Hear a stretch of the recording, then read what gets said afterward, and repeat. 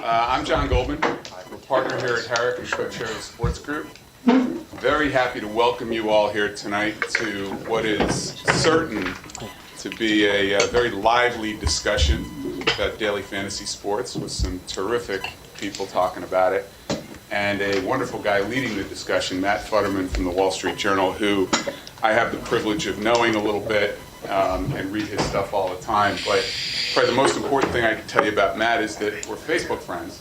And yesterday, in the middle of the day, there was a terrific picture of his fourth grade daughter, Jolie, with Carly Lloyd, who stopped by the Wall Street Journal yesterday, and Matt wrote a caption on his Facebook page that said he yanked his fourth grader out of class for a couple hours so that she could spend the day at the office and meet Carly Lloyd. I thought that was very cool. So without further ado, I will welcome Matt to the stage here to lead this discussion. You guys can read all about these people. I don't need to, just read their bios, but they're, I'm sure, going to entertain you with some great stuff about daily fantasy. So thanks for coming and enjoy the program. Matt.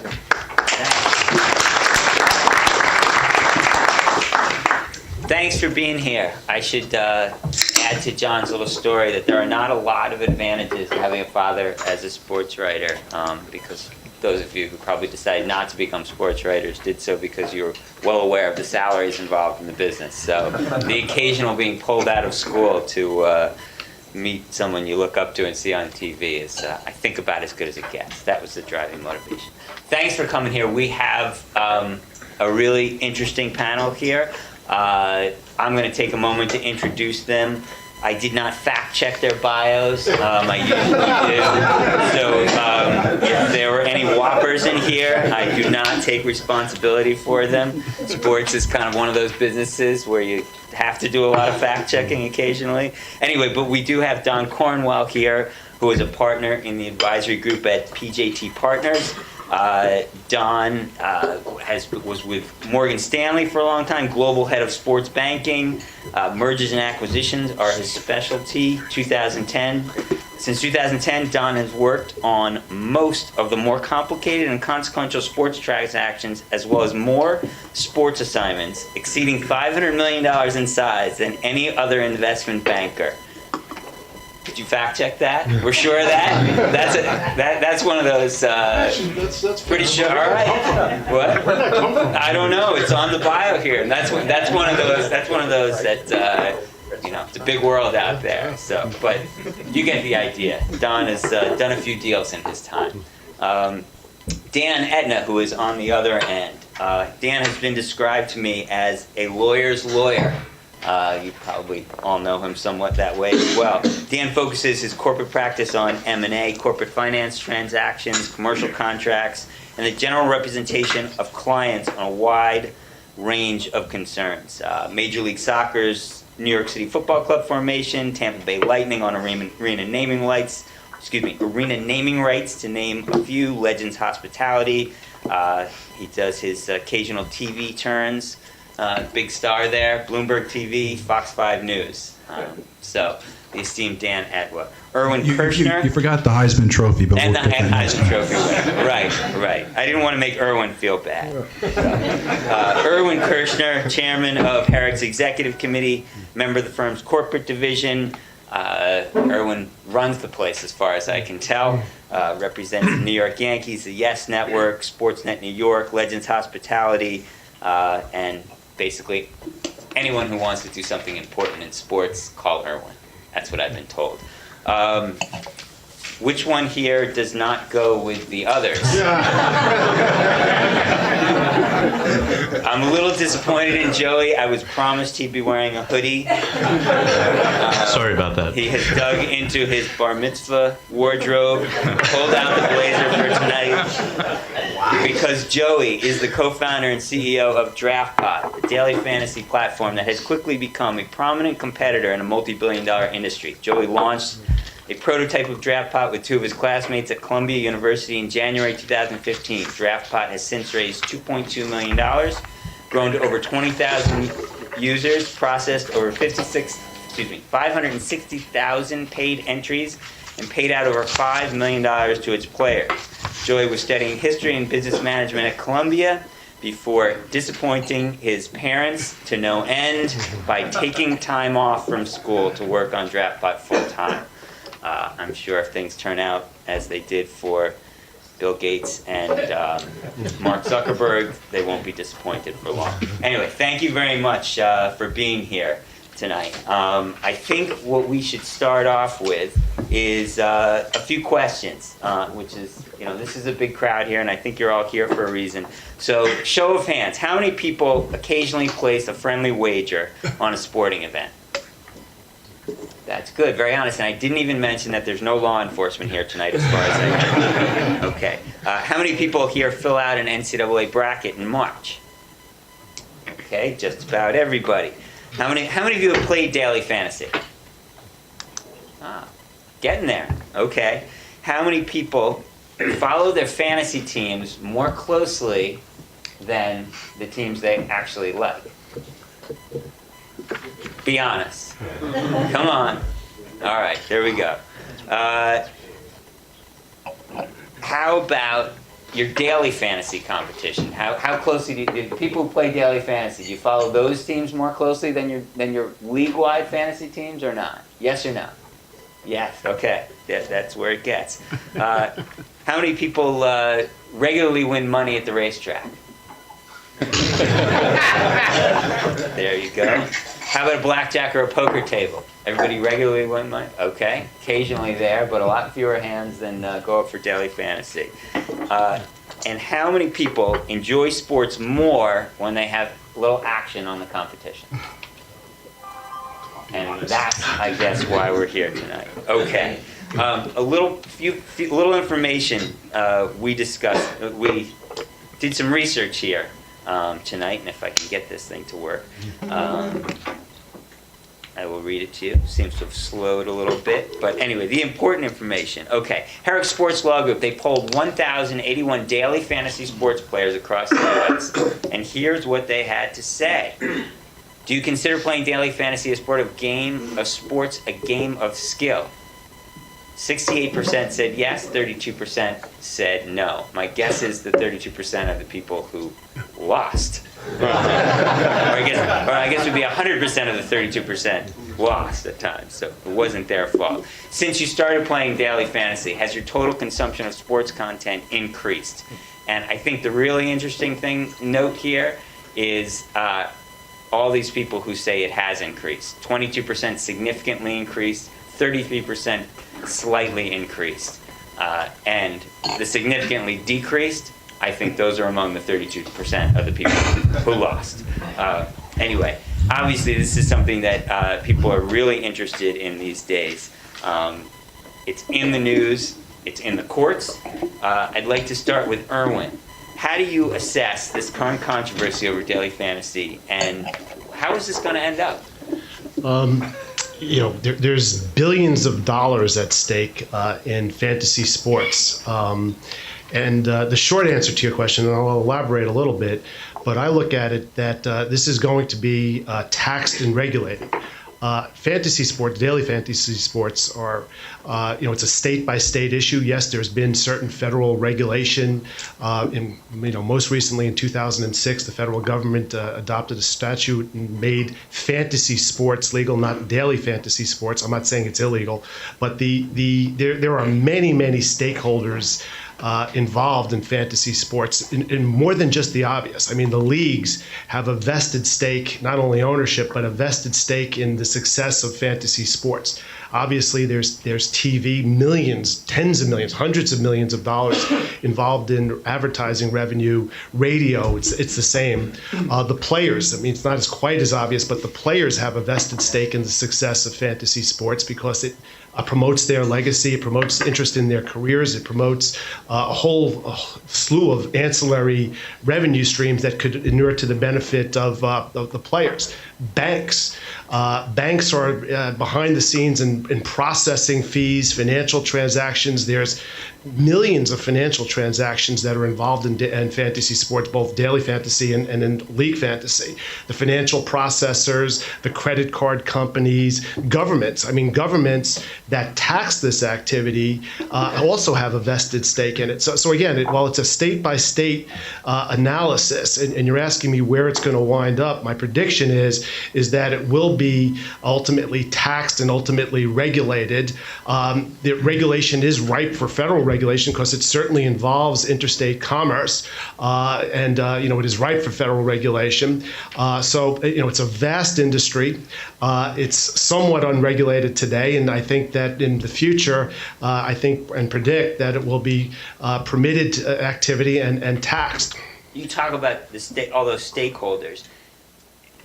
Your assessment is it's a situation where, since it's good for all of those people, that helps its cause, essentially. It helps its cause. I mean, look, in 2006, when the Internet Act was adopted, there was a very large lobby asking for an exception to, which is an illegal gambling act that was adopted in 2006. And we'll talk about this a little bit later, I suppose.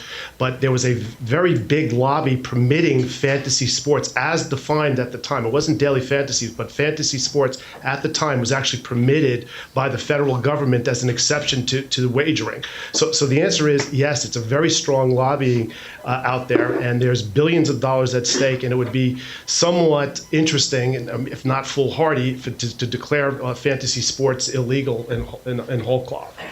I want to go to Dan, because Dan is Mr. Research from as far as I can tell in our previous conversations of this. Dan, can you explain how we got into this mess? Well, I think it really traces back, as Erwin had touched upon, to 2006. And this was at a time when, fantasy gaming was, at the proverbial mustard seed. It was much more of a seasonal rather than daily type of endeavor. Indeed, we'll talk about it later, the Attorney General of New York, doesn't have a problem with seasonal fantasy gaming. It's more of the daily fantasy gaming that he's after. But one of the last acts, actually the last act of Congress in 2006 at a legislative session at 12:32 a.m. in the morning, they attached to a port security bill this Internet Gambling Act, which was designed to eliminate online poker that was being conducted offshore. There's a big lobby from the Nevada gaming people saying this is killing us because money's flowing offshore that otherwise stay onshore. And the fantasy and gaming industry was able to lobby an exception that said fantasy gaming is a game of skill rather than a game of chance. And from that point forward, that is really what's been buoyed the industry going forward. And one of the problems with the exception, however, is that Congress did leave it to the individual states as to whether or not it was gambling or how they wanted to treat it. So you could go to Arkansas and they may apply one standard, whether chance is a material factor. You may go to another state, Ohio, where they say, well, is chance a dominant factor? And you just have this crazy piecemeal quilt that's resulted from what was this exemption in 2006. Chaos, basically. Chaos. So Don, you're dealing with investors all the time. How does the chaos affect the investment climate? It's not been great. Look, in the last month or so, for the last year and a half, people were dying to throw money at daily fantasy, right? And you had situations where people that you wouldn't expect, whether it's a large media company, big private equity like KKR, investing in companies that they normally wouldn't invest in. And it's because it was such a hot space. With the uncertainty in the last 2 months, there's a lot of question marks. I think the types of investors you saw historically are a little bit more reticent to jump in. They want to see how this plays out. Now, that being said, they're still of interest. It's a good business. The business model is very sound. It's a huge addressable market. And so people are still keeping their eye on it. I think there's still going to be lots of opportunity to raise lots of capital in the private markets soon. And then the other part of this is international. And I think a lot of these operators are now looking to Europe, where it is actually already regulated. There's a license that you get there. In England, they call it betting. That's right. No, that's right. It's a gambling license. Right? That's exactly right. And so you're seeing DraftKings, FanDuel kind of start to look over at Europe. One of my clients is a company called Mondogol, which does only soccer in London, UK, and there are people who are dying to give them money. They see that this is a great business model and it's a huge market. So if I came to your office tomorrow with my checkbook, would you say, well, maybe hold off for a couple weeks, or what's For which company? Well, I guess For Mondogol, I can give you my phone number. Okay. I have a really big checkbook, let me tell you. Okay, so you go company by company, and depending on the. It depends on the situation. Look, I think it comes down to valuation as well. And I think what you'll see is that there are investors out there that look for opportunities, and this may be an opportunity. Look, I mean, you think back to poker when not necessarily 2006, but when Black Friday happened in 2011, there were people who were looking to buy full tilt. Right after April 15th, there were people still figuring that this is an opportunity to get a great set of assets. And so I think there's still people out there that even with all this noise would take a look at the right valuation. It's what's the Warren Buffett thing? Be courageous when other people are afraid, and Exactly. be afraid when other people are Exactly. courageous. So interesting. Joey, I'd like you to give us sort of a window onto what the front lines of this business are. I have this vision of sort of Sunday mornings, you guys sort of going into the office and looking at the computers, and I don't know what's going across your screen. What are you monitoring? You know, what is it like on a daily basis in terms of volume, in terms of attracting customers? What's it like on a Sunday? It's very exciting. The commute to the office is not very difficult. It's down the hallway. We're working from our place that we first started a few blocks north of Columbia, and it's very interesting. We're always obviously keeping track of how many people are on our site at the same time. I remember the first 2 weeks of football season, we had so much volume that we couldn't really keep up with it. We had to buy more servers for week 3 because we realized we didn't have enough.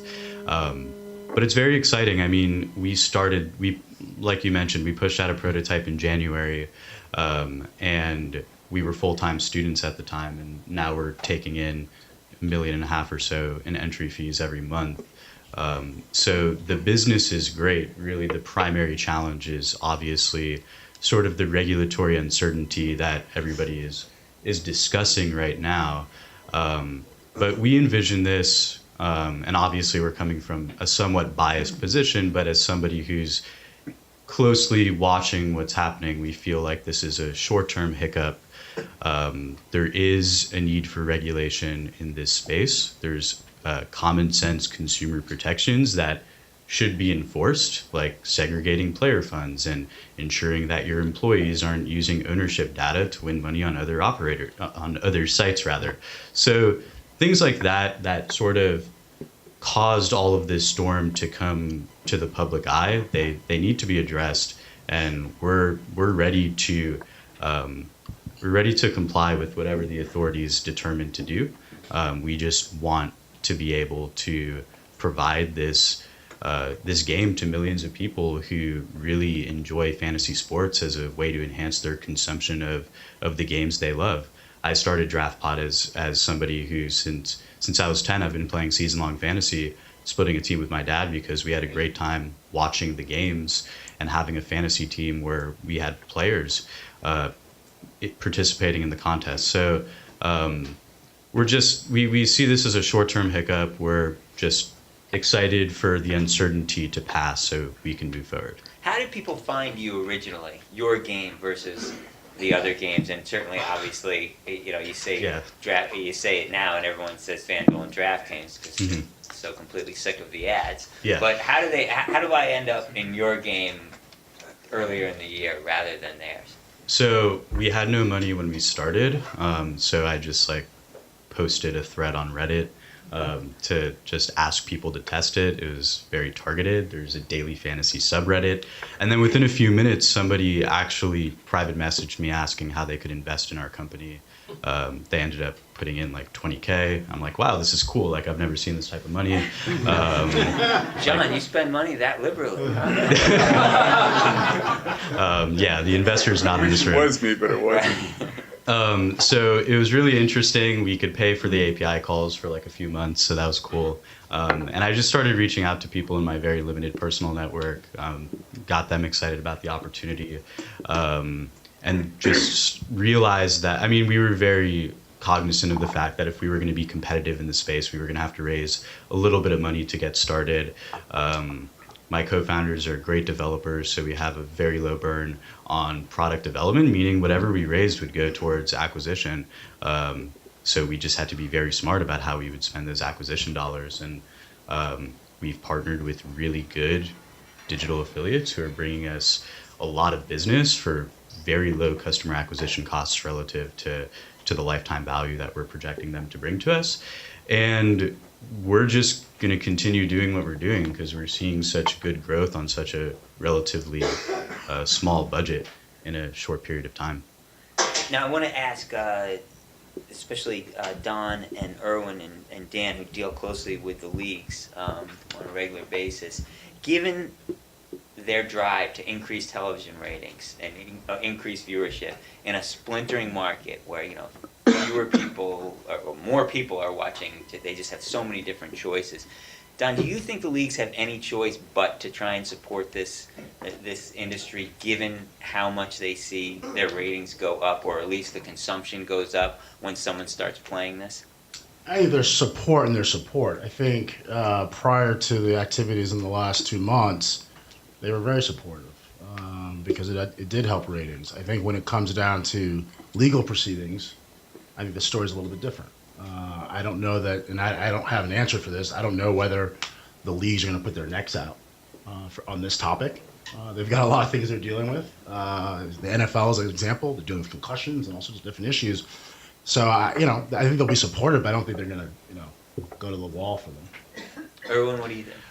Clearly there is a vested interest by the leagues to enhance revenue and to enhance revenue of the teams and the owners and the players and all of their constituents. So, there's as I said at the beginning, a real vested interest in the leagues to try to generate consumer interest in the products that they're selling, namely sports on the field, live sports. So the leagues, you go into a stadium today, it's not unusual to see the red zone up on one screen or have a tablet in front of you showing what the other games are. And why do teams do that, and why do the leagues support that? It's because you want to drive the fans into the stadium and enhance the overall experience.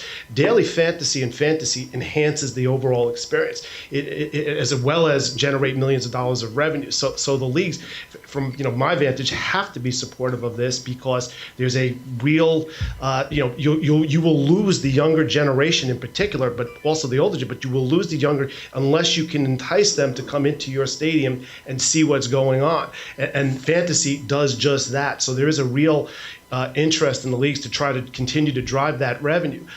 Clearly, on the legal side, nobody's going to want to do something that's illegal, and the leagues are never going to do that. I mean, and as Dan said earlier, what we're sort of grappling with here is the issue between daily fantasy versus league fantasy.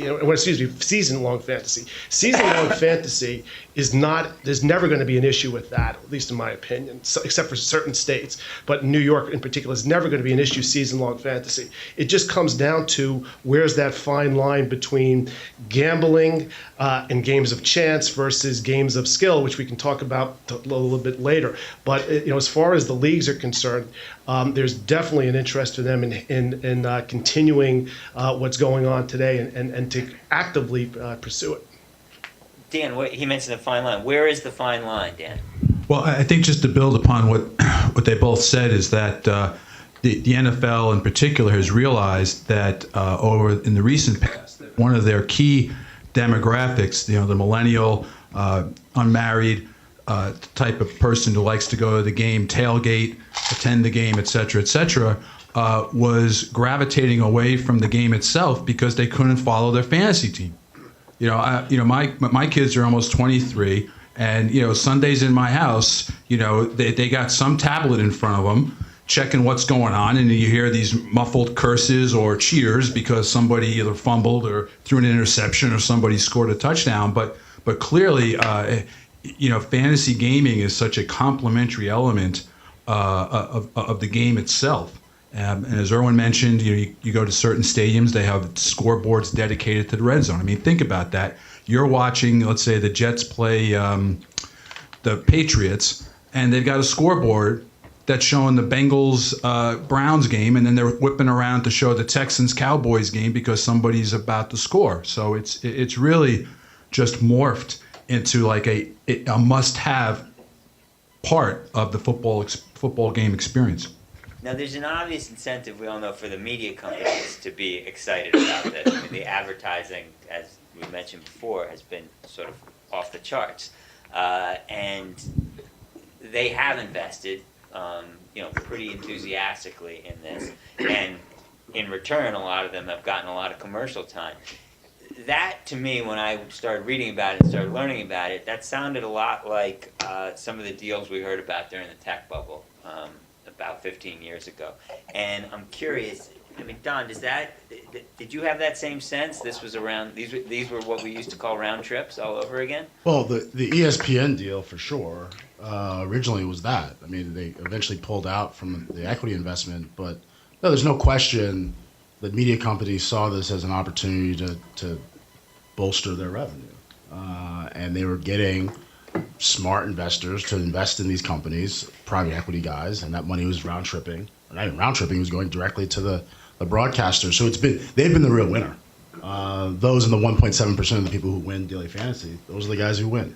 I have some issue with the concept that daily fantasy is driving ratings and that it's long lasting. There's so many people who are losing that I just don't know that that's sustainable. Right, and it's fun.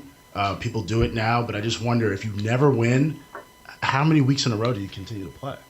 Right, and so I'd be curious what the churn rates look like, because I think a lot of people go in, they look at the leaderboard and they see that it's the same names every week, and those names have like 100 entries or 1,000 entries, and at some point I just wonder whether people say, you know what, I'll stick to my season long. Well, Joey. Churn rates?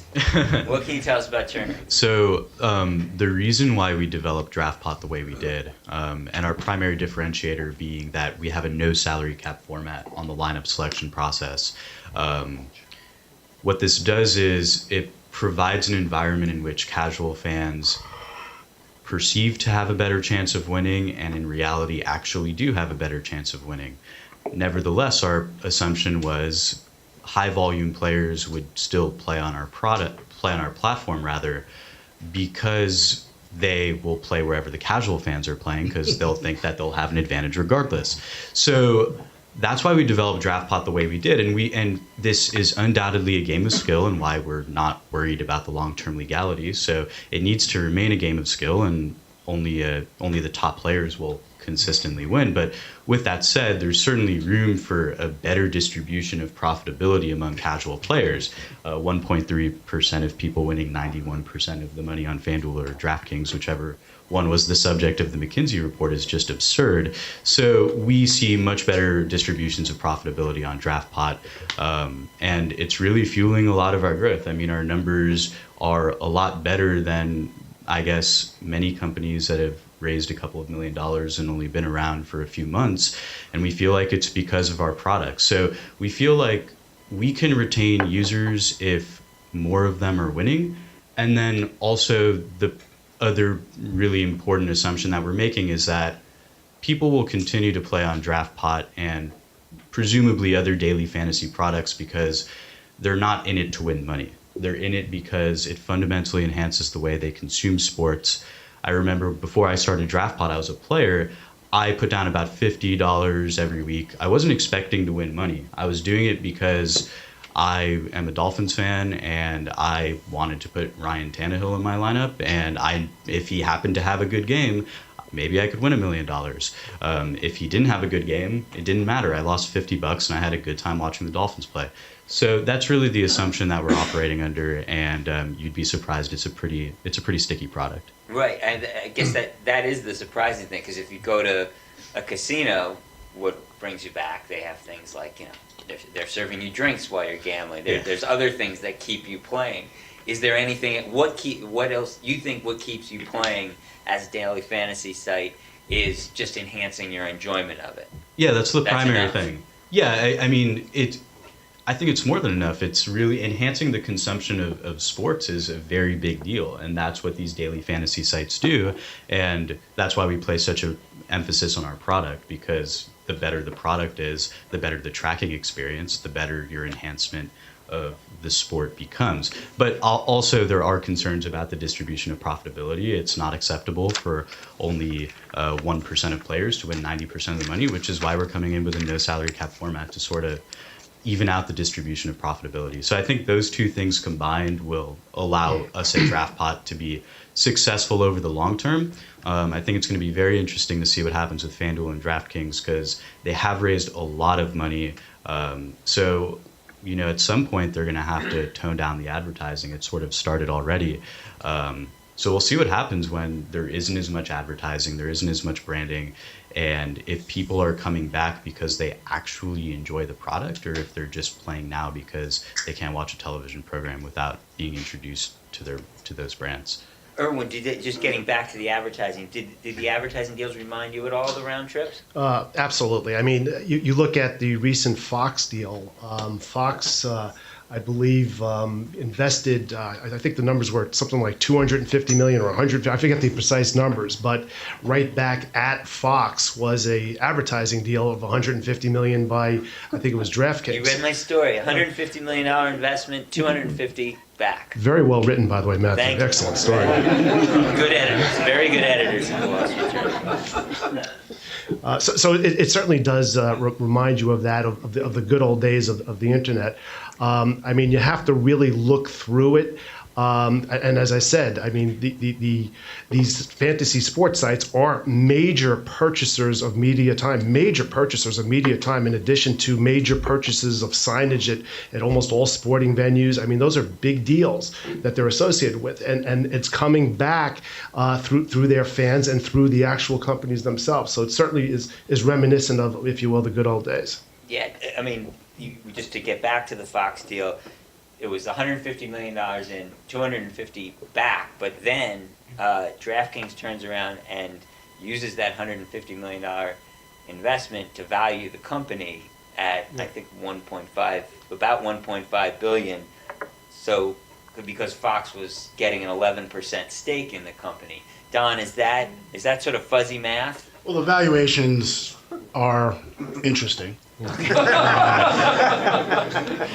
you look at that's polite, right? if you look at the revenue numbers, which we can all get, they're not that impressive. But people are valuing it because they think there's huge growth, right? I talked about the addressable market.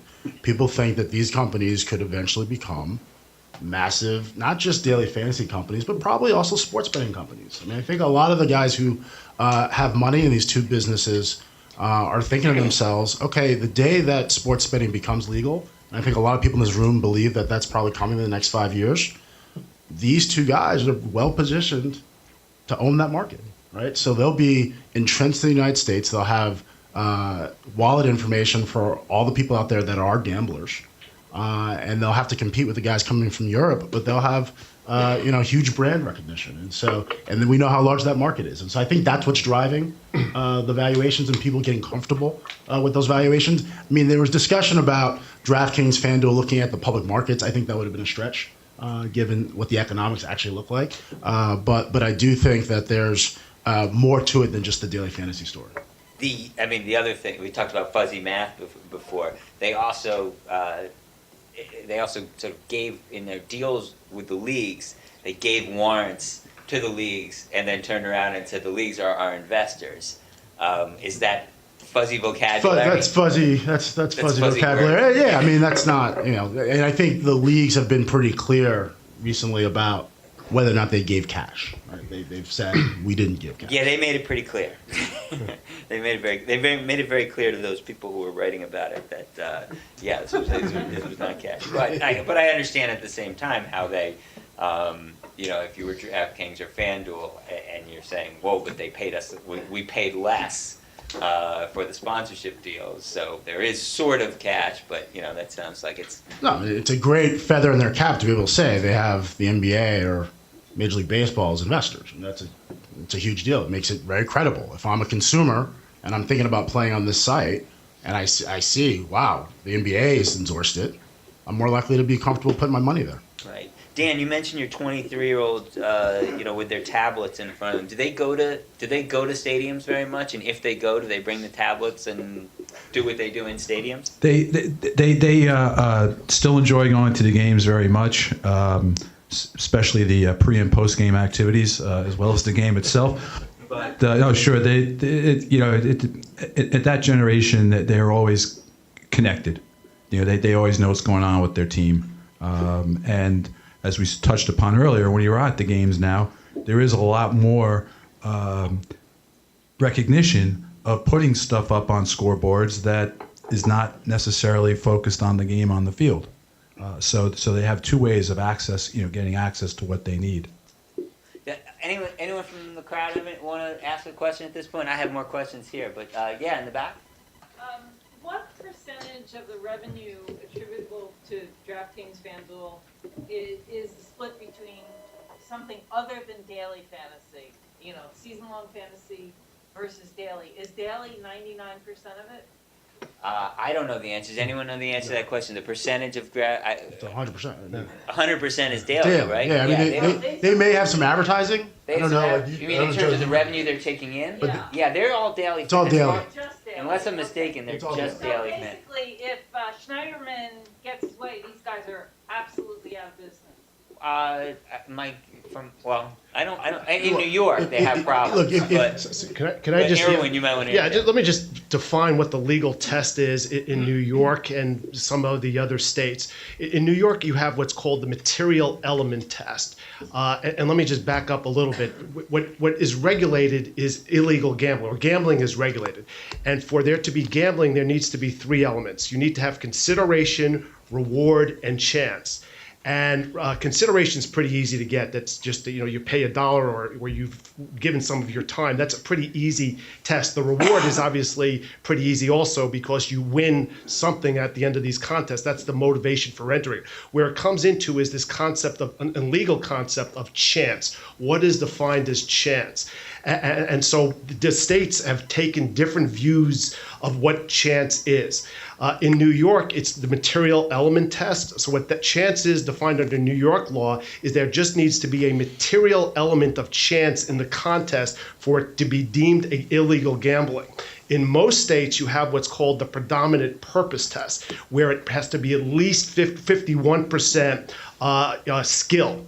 And if it's more than if it's 49% chance and 51% skill, it's not illegal gambling. So the question in New York, there's a lesser standard. You could have, call it 49% skill and 51% chance. Under New York, that would be enough to call it illegal gambling. So there's a fine line in this what's defined as a game of skill versus a game of chance, and that's where the legal arguments are around. Is daily fantasy a game of skill? Clearly, season long, you can make the argument that picking members of a team, there's strategy to it. You have much less elements of chance. On a daily basis, there's elements such as weather, there's injuries, there's the lucky shot where somebody throws in a half-court shot that just came off of nowhere. So you have much more legal or factual basis to declare it a game of chance. And that's what Schneiderman's focusing on. He's saying that under the material element test, this is more illegal gambling commensurate to a game of skill. And that's where there's the legal arguments. Right. Sorry, go ahead. There was a federal exemption for fantasy sports, though, also, which the debate is centering around whether. Right, that was seasonal. They probably didn't. They didn't define it. They didn't define it. They just said fantasy. They said fantasy. Well, I think. Well, in the 2006 Act, there were three elements of what was deemed fantasy sports under the 2006 illegal gambling act. That act was passed to stop gambling, blackjack, poker that was going through the internet, and it went as far as stopping the financial processors as well as the sites that fostered that type of thing. And it had an exception that required also 3 prongs. The first prong is that the value has to be set at the time of the contest. The second prong is it has to be based on skill, not chance. And I talked about what that meant a minute ago. And it has to be nothing is based on the score of an entire team or on the performance of one athlete. That's what was permitted, which if you look at those 3 prongs, season-long fantasy clearly fits under that definition. The simplest way it was explained to me by David Boyce, who has made a few good arguments in his day, was... And some bad ones, by the way. Some bad ones. Won a lot, lost a big one. If you're playing cards, you get dealt cards. If you're playing daily fantasy, you choose your cards, which sounded pretty good to me. But anyway, another question? Yeah, down front.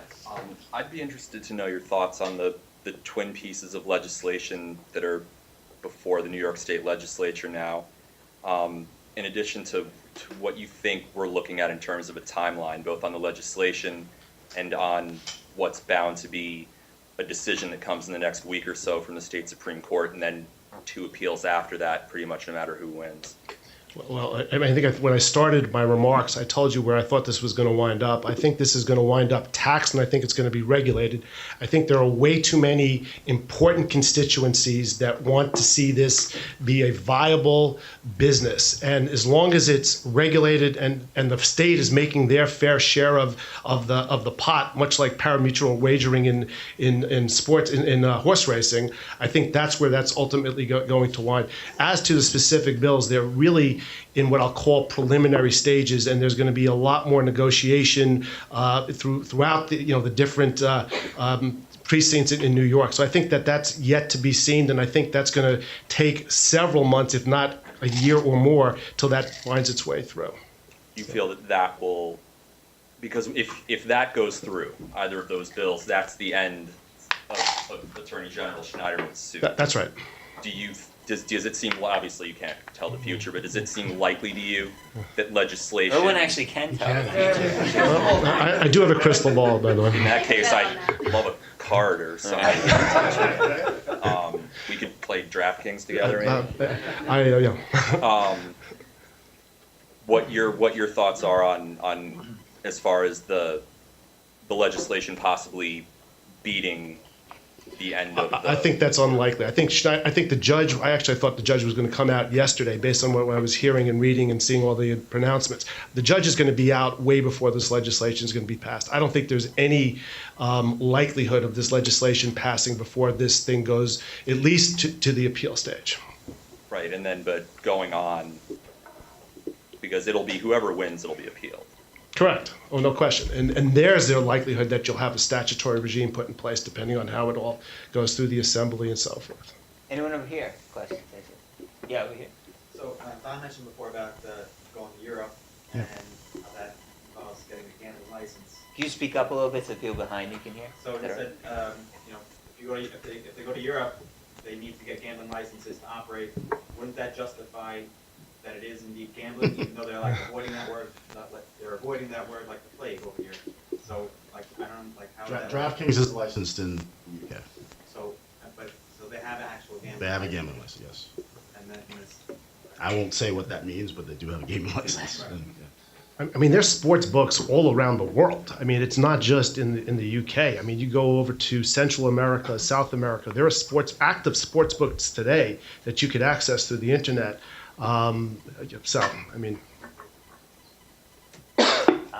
There was one back there, yeah. It's not a preset question. You talked about league support. What about athlete support? And in an analogous context where college athletes have had some success, the Keller DEA case, going after video game companies, enforcing their rights of publicity, how do you see that impacting this or playing out? Well, recently, Pierre Garçon of the Washington Redskins has filed a class action lawsuit claiming that the fantasy gaming industry companies are taking unfair advantage of his likeness and other football players' likeness.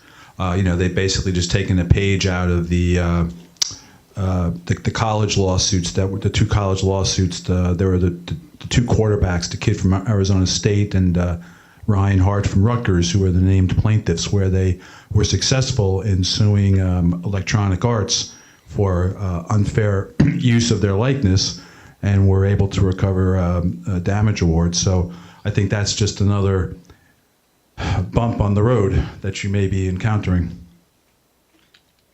Yeah, I mean, as far as we're concerned, we obviously pay a fee to have the data on all the players. Most players are very much satisfied with the direction of fantasy sports because there's a lot of endorsement deals that are coming out of this. I think it's Rob Gronkowski who's getting paid a pretty large amount of money for promoting DraftKings. We've been engaged with some athletes ourselves. I think overall, the fact that everybody in the leagues, both the teams and the players themselves, are generating some money off of this is going to outweigh any difficulties particular players may have with the sites generating revenue from people picking fantasy teams with those players. Yeah, I think as the players that I've spoken with, it's when you delve into using their images, that's when you should pay them. But if you're just using their numbers, the players I've spoken with, they kind of enjoy it when you say, hey, I traded you last week, and they sort of will go back to it and say, you did, you're crazy, I'm going to show you, I'm going to prove you wrong. My boss wrote the book Fantasyland, which is a great book about his attempts to win a very competitive baseball league, and there's sort of a running dialogue throughout the book between him and David Ortiz when he's thinking of trading him, and David Ortiz tells him, don't trade me, I'm going to get hot, I swear I'm going to get hot. And this was, I think it was 2004, and he ends up trading him, and then they see each other in September, and he says, I traded you, and Ortiz, who had taken off and gotten very hot, said, I told you, man, I told you, I warned you. So anyway, most players that I've dealt with seem to not be so threatened by it. Anyone else? Yeah, over there. Yeah, do you have any perspectives on the PASPA litigation in New Jersey? So, for instance, if DraftKings, FanDuel lose, even while the appeal is pending, does that create a standing issue for the leagues as regards their PASPA position? Okay, law question, not qualified to answer. I'll jump in on that one. PASPA is a different kettle of fish in many respects. What PASPA is all about is that Congress, and this is kind of ironic when you consider what's going on in the fantasy gaming area, where it's this mishmash of legal tests, and the governor of Massachusetts said, "Geez, I never played this fantasy gaming before." And 2 weekends ago, he played. I said, "Boy, this is really a game of skill." And then the Massachusetts AG comes out and passes consumer protection guidelines to protect the citizens against the effects of fantasy gaming. But in any event, PASPA is designed to prohibit states from having their own gaming, sports wagering type of program. And that's what New Jersey is banging their head up against. They've had some progress recently in that they were able to have the Third Circuit reconsider the last decision where they were the loser, and it's going to be an en banc hearing, which is rather rare in the judicial world, I'm told by John Goldman, because I'm not a litigator. But in any event, PASPA is designed to make sure that there's a uniform set of sports wagering laws throughout the country. And as Erwin was articulating earlier, fantasy gaming right now under federal law is not gambling because it's a game of skill rather than a game of chance. However, the individual states can do what they want, and we see what's happening in New York with the Attorney General Schneiderman. I'll just add that PASPA, just for those that are uninformed, is the Professional and Amateur Sports Protection Act. It was adopted in 1992 to do what Dan just suggested, which is to have this uniform standard. And the interesting thing about PASPA is that that was the big lobbyists in promoting that were the leagues themselves. So just to make that point, that was something that the leagues wanted to in place and what they got enacted through their lobbying efforts. I'm curious. And also, let's just be clear about the leagues where they are with gambling. I think NBA Commissioner Silver, a little more than a year ago, had an editorial in the New York Times that essentially said, hey, you know what? It's time to shed the light on the tremendous amount of illegal wagering that's going on in the United States. And he is all for having sports gambling. It's like indelible ink in the sport. It's part of the fabric. But he wants it to be with a uniform set of regulations. And once you have a set of federal guidelines, perhaps, he'll be the first one to line up on the league line to say, we're in favor of this. Do you think he's doing it? That gets back to the conversation before. Do you think part of his motivation for that is because he thinks it'll help consumption?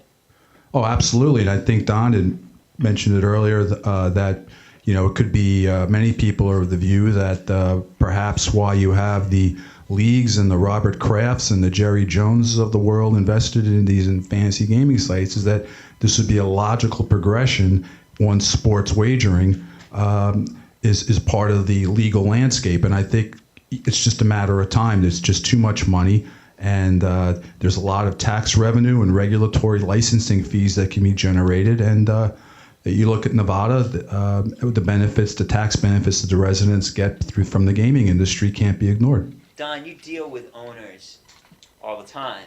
Do you ever have conversations with them about their concerns about the in-stadium experience and whether people going to their games are focused on the game in front of them or looking at their phones the whole time? And because, Erwin mentioned that they're setting up lounges and red zone there. I mean, I'm kind of old school with this, where I think, their product is their product. And if they lose sight of the product, that's the thing they got to focus on. Do you have discussions with them about that experience that they need to get? Look, there was resistance, I'd say up until maybe 5 years ago. I think a lot of owners and team presidents wanted to have people in the room, so to speak, and not constantly looking down at their phone. I think at some point it's become clear that that's impossible. And in fact, having people having access to things like Instagram can help promote the brand, right? So if someone is at the game, having them post is actually good for the thing, and there's nothing you can do. Like the millennials, they're going to be looking at their phone, so don't fight the wave. I remember years ago, and I'm sure many people here in this room, there was a debate between Mark Cuban and Mark Pincus from Zynga over this topic. And Cuban at the time, he's been one of the few that sort of held out to say, I really don't want people looking at the phone. So if you go to the Mavs games, they don't have good Wi-Fi. And Pincus said to him, you're going to kill yourself because you're asking people to come pay $200, $300 for a ticket. I can provide them for $1.99 a lot of entertainment on their couch. And the math just doesn't work. And so I think what's happened is that the owners have slowly come to the conclusion that they can't fight it. I was at one of these recently, and Adam Silver said he thought in this generation, not giving good Wi-Fi was like not providing air. So you might as well not oxygenate your arenas. But there is a line, I think, between having good Wi-Fi and setting up a lounge where people can go to and leave their seats. Erwin, obviously, you were very instrumental in the new Yankee Stadium. I get annoyed every time I turn on a Yankee game, which is about 150 times a year, or I guess when they're playing Yankee Stadium, 81 times a year, and see those front rows empty. Do you sense that they regret that at all? No, they don't regret it. Matter of fact, I was having this conversation yesterday with principals in the front office of the Yankees, and not only do they not regret it, but they're going to enhance that, and I mean enhance it in a big way. The new stadium opened in 2009. It's currently 2015, but there's going to be a big capital development project at the new stadium to add more of that. So everything that we're seeing, it's not only is not only present today, but it's going to be more present in the days to come. Except for the fans around the seats, they're going to be less present. Actually, those fans, are inside what's called the Legend, which is the semicircle right behind home plate. That's the most exclusive seats in the stadium. But if you go behind that, they're serving lobster tail and shrimp and filet mignon and Chateaubriand, and it's just an amazing experience with TVs all over the place. So it's not like you're out of the game; you're just in the game. And when the ninth inning comes, you may step out to see A-Rod hit his winning home run, but it's not like they're losing the fans. It's just what the TV perceives. The fans are still there, big time. Right. Okay, we're getting towards the end of the hour, so a couple more audience questions here. Anyone else have a question? Go ahead. Logistically, how does it work in terms of, does it matter where you live in order to state by state, or you have to be located in that state to be able to play? Is it an address? Is it a bank account? How do they? It is a state-by-state analysis. There are some states, Florida, for example, where that test I was alluding to earlier is very strictly defined, and almost anything is deemed illegal gambling in Florida. There are other states like that. New York is more what I'll call in the middle, and then there are other states that have this predominant purpose test, which are more so. So it really is a state-by-state analysis. The other thing you have to look at is how the payment processors are regulated also, because they're so key to being able to facilitate the betting. So those are also regulated also on a federal level. So there are a number of federal statutes that regulate how payment processing happens. So it is a state-by-state analysis with a federal overlay. I guess my question really was, if I live in New York but I have a New Jersey address, am I allowed to? No, it's location. It's geolocated. So it's geolocated. So for example, you can go to New Jersey right now and get a hotel room and play as much poker as you want. Right, so But if you're FanDuel and DraftKings is on the same platform as poker. Well, DraftKings you can still play in New York, but if you go to Florida right now, you can't play daily fantasy. Although there was a little bit of a issue that people were using proxy servers. Yes. There still is. Which were reported in the papers to get around. If you were in a state where it was outlawed, you could appear to DraftKings that you were in a legal state. Okay, you one over there. So I own a racetrack in New Jersey, and if we win that lawsuit, we'd be able to take sports betting. And when I watched the first NFL game and saw all those ads for DraftKings and whatever it is, I said, I just hope the judges are watching this TV show. And what happened after that was they accepted the case, which is rare, as you said. I think we're locked to win that lawsuit. I think that all these ads that they've run make it very difficult to convince a judge that the NFL is opposed to gambling, because it's so hypocritical. The whole league is based on gambling, and they've had the nerve to say this all along. But I think DraftKings, all those ads did me a great favor, and if that law is reversed, basically what it says is that I would regulate the sports betting. So you would come to my racetrack, I'm the regulator, because it's basically unregulated, untaxed, which would mean the NFL would rush to Congress and ask them to revoke PAPSA, I would think, because the last thing they would want would be having me regulate sports betting at the Meadowlands. Okay, Don, I'm going to go down the line here to wrap things up. What is, and give everybody a shot at this, what does this business look like in 5 years? Do you have a crystal ball? Where is that Let me get my ball. Look, I agree. I do think it'll be regulated. I don't know who the winners will be. I think there's lots of, there's the Yahoos out there. There's PokerStars and Maya. There's a lot of companies out there looking at daily fantasy. I do think it'll be here, and I think it'll be regulated. Fantasy sports has been around for over 100 years. You can trace the roots of fantasy baseball back to Stratomatic baseball. I mean, what the proliferation of fantasy sports really started in 1994 with the internet, where it was made so much easier to aggregate statistics and for players to play against one another in a very easy format. As far as where it's going to go, it's definitely going to be around. In my mind, there's no question. It's just going to be regulated and taxed, and so states and the federal government will have its share, and it will be regulated. You won't be reading about stories about FanDuel players making $300,000 on DraftKings site, or that will be illegal. They'll go to jail because that's called insider trading. But it will be around, and I think it's a very viable business model, and I think there are very important and significant proponents of the activity. So it's going to be around in 5 years. That's good news for you, Joey. You feel Yeah, it's great news. Right. But yeah, I mean, definitely. What's your business going to look like in 5 years if you could forecast it in the best possible way? Yeah, so just to address the industry first, I mean, we definitely feel like it's going to be legal in the long term, as I've already mentioned. We're going to be operating in a regulated environment. Most importantly, I feel like daily fantasy is definitely going to expand internationally. We're already looking at international opportunities, and not just overseas, but in different verticals. So you see daily fantasy esports really taking off. At DraftPot, we made it a point to develop a fantasy League of Legends product very early. We're developing Dota, Counter-Strike, and a few other esports products as well. And for us, we feel like there's a real opportunity to establish ourselves as one of the, eventually we feel like there will be 5 to 6 major global players in this market.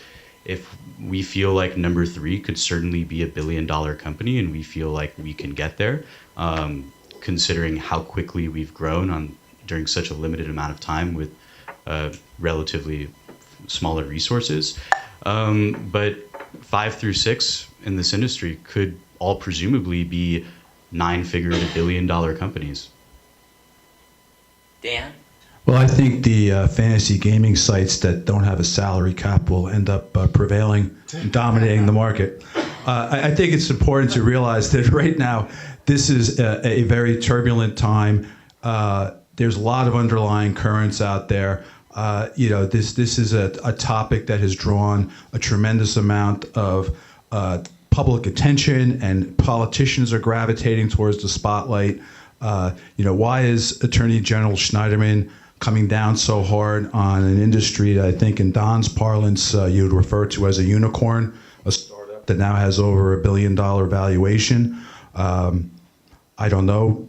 The AG does get a fair amount of political contributions from the gaming industry, but I think that, as Erwin had mentioned earlier, that the end result of this is that either the Fantasy Trade Association, or more likely Congress, which has some hearings in the new year, will have some sort of uniform regulations, so that you're not having to worry about, oh my God, I'm in Massachusetts, and I can't put ads here, but I can put them there, or I'm in Idaho and I have to do something else, or I'm capped because I'm in Wisconsin of betting only $100 instead of my normal $1,000. But this industry has a lot of precincts to be heard from in terms of the media companies, the leagues, advertising, etc. That it just cries out now for a uniform type of regulation, and where that's going to come from most likely will be Congress,